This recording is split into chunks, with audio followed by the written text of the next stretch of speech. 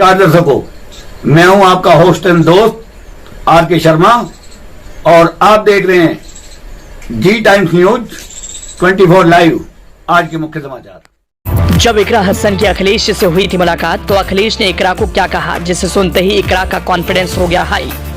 इकरा हसन की सियासत में अखिलेश को कितना है विश्वास, इकरा की जुबानी सुनेंगे तो सोच में पड़ेंगे। जयंत ने इकरा हसन के लिए क्या किया जिसे इकरा ने कबूल किया, उससे जयंत की ओर से किए गए एहसान के तौर पर ले लिया।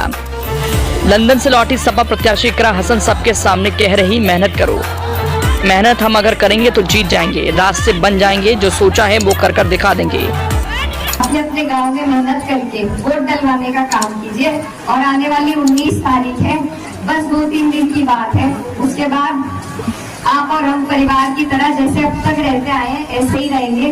और इससे ये भी याद दिलाना चाहती हूँ कि हमारे संविधान को बचाने का भी चुनाव है। ये मेहनत की बात, ये मिलजुल कर रहने की बात इकरा हसन अपनी हर सभा में कहती हैं। करीब 1.5 साल से कह रही हैं। 1.5 साल से इकरा हसन कैराना में लोगों के बीच रफ्तार के साथ जा रही हैं, उनसे मिल रही हैं, बात कर रही हैं, उनकी समस्या को समझ रही हैं, उसे दूर करने का वादा कर रही हैं। लेकिन इन सब के बीच बड़ी बात यह है कि 1.5 साल पहले ही सपा अध्यक्ष अखिलेश यादव ने इकरा हसन की काबिलियत को पहचान लिया। 1.5 साल पहले अखिलेश ने इकरा हसन को कुछ ऐसा कहा था जिसके बाद इकरा ने 2024 की लड़ाई में उतरने का मन बनाया। खुद के परफॉर्मेंस को शानदार बनाने के लिए कैराना के चप्पे चप्पे का दौरा किया, मजबूत तरीके से अपना पक्ष रखा। करीब 1.5-2 साल पहले सपा अध्यक्ष अखिलेश यादव ने ऐसा क्या इकरा हसन को कहा था जिससे अब भी जब उनसे पूछा जाता है तो वो इसका जिक्र करना नहीं भूलती। इकरा कहती हैं, जब अखिलेश से मुलाकात हुई थी तो उन्होंने मुझे चुनाव लड़ने के लिए तैयार रहने को कहा, टिकट देने का वादा किया था। 1.5 साल पहले हमें बता दिया गया कि तुम तैयारी करो, टिकट तुम्हारा है, साथ ही जीत कर आने को कहा। उन्होंने कहा तुम्हारा पहला चुनाव है, मेरी तरफ से जो भी तुम्हें मदद चाहिए बिना किसी हेजिटेशन के कह देना, क्योंकि मैं चाहता हूँ तुम जीत कर आना। अखिलेश ने हमेशा सपोर्ट किया। जिस वक्त सपा अध्यक्ष अखिलेश यादव ने ऐसा वादा इकरा हसन से किया, उस वक्त अखिलेश के साथ गठबंधन में आरएलडी चीफ जयंत चौधरी भी हुआ करते थे। जयंत के बारे में जो इकरा हसन ने कहा उसे सुनेंगे तो चौंक जाएंगे। इकरा कहती हैं, हमने ढेरों उतार चढ़ाव देखे, अखिलेश जयंत की दोस्ती टूटी, दोनों की पार्टियों का गठबंधन टूटा। जब दोनों के बीच दोस्ती थी तो उस दौरान कैराना में और भी लोग लाइन में थे, लेकिन जिस तरह से उन्होंने हमें आश्वस्त किया, विधानसभा चुनाव के बाद मेरी मां से उनकी बात हुई, तभी यह मामला तय हो गया, कैराना से मैं ही लोकसभा चुनाव लड़ूंगी। गठबंधन में हमारी सीट आरएलडी पर जानी थी। जयंत का यह एहसान मैं भूल नहीं सकती हूँ। उनसे अखिलेश ने जब 7 सीटों पर नाम मांगे थे, कैराना पर सिर्फ उन्होंने मेरा नाम दिया था।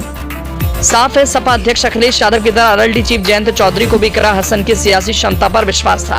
वो भी बखूबी जानते हैं इकरा में इतनी क्षमता है कि वो अपने विरोधी को मात दे सकती हैं। ये बात और है, जिस कैराना सीट पर जयंत चौधरी के लिए तमाम दावेदारों में पहले नंबर पर रही, दावेदारों को रिजेक्ट कर जयंत ने इकरा को तवज्जो दी।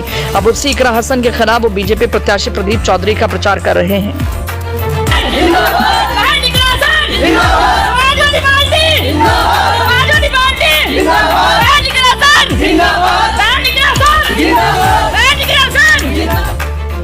यूपी की कैराना लोकसभा सीट पर सपा मजबूती से चुनाव लड़ रही है। कैराना में सपा के प्रत्याशी इकरा हसन सियासी माहौल बनाने में कामयाब हैं, जबकि भाजपा कैंडिडेट प्रदीप चौधरी को लोगों की नाराजगी का सामना करना पड़ रहा है।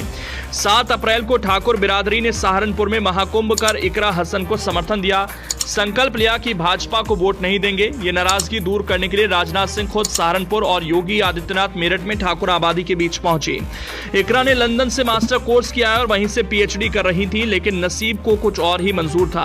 अब वो कैराना की गलियों में घूम घूम कर अपने लिए वोट मांग रही हैं। कैराना में मुसलमानों की आबादी सबसे ज्यादा है। कुछ साल पहले कैराना पूरे देश में सुर्खियों में तब आया था जब यहाँ हिंदुओं के पलायन का हल्ला मचा था। इस बारे में इकरा कहती है, कैराना से कभी हिंदुओं का पलायन नहीं हुआ। बात दरअसल यह है कि कुछ हिंदू परिवार बड़े शहरों में अपने व्यवसाय के चलते चले गए। ये एक स्वाभाविक प्रक्रिया है और ये हर जगह होती है, ये केवल कैराना में नहीं हुई। बीजेपी ने इसे बड़ा मुद्दा बना लिया और इस मुद्दे के सारे वोट हासिल करने की कोशिश की। ये एक प्रोपेगेंडा था जिसे 2017 और 2022 के चुनाव में यहाँ के लोगों ने नकार दिया। अब तो स्थानीय मीडिया ने भी इस मुद्दे पर ध्यान देना बंद कर दिया, क्योंकि ये कोई मामला नहीं है।